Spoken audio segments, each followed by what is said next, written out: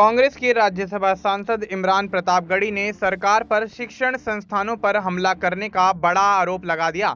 उन्होंने राज्यसभा के अंदर देश के सबसे प्रतिष्ठित शिक्षण संस्थानों जवाहरलाल नेहरू, अलीगढ़ यूनिवर्सिटी और जामिया यूनिवर्सिटी के मुद्दे को जोरदार तरीके से उठाया और साथ ही ये कहा कि सरकार इन संस्थानों को बदनाम करने का जो तरीका इस्तेमाल कर रही है वो बेहद ही शर्मनाक है।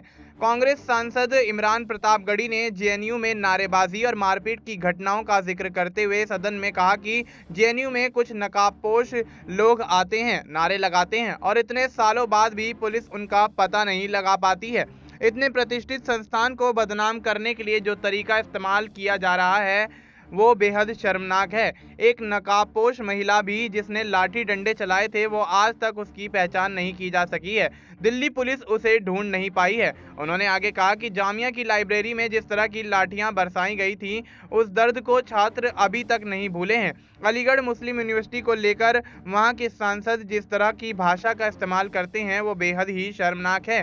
माननीय मंत्री और वहां की सरकार से मैं ये पूछना चाहता हूं और ये कहना चाहता हूं कि आप बदलाव के नाम पर जो नई चीज लाने की कोशिश कर रहे हैं महोदय, आप नदियों को साफ मत करिए, उन्हें बस गंदा नहीं होने दीजिए, नदियां तो अपने आप साफ हो जाएंगी। इमरान प्रतापगढ़ी ने नई शिक्षा पॉलिसी को लेकर भी सरकार को जोरदार तरीके से घेरा और साथ ही ये कहा कि जिस तरह से गरीब तबके को हाशिए पर धकेला जा रहा है वो बेहद शर्मनाक है।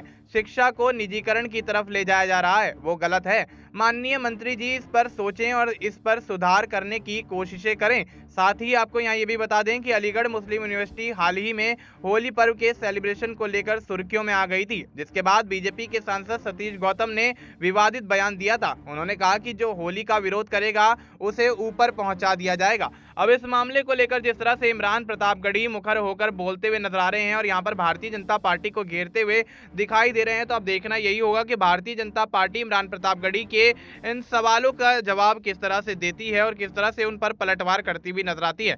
फिलहाल आपको इस मुद्दे पर क्या कुछ लगता है, आप अपनी राय हमें कमेंट करके बता सकते हैं। बाकी देश और दुनिया से जुड़ी तमाम जानकारी के लिए आप देखते रहिए SPN9 न्यूज।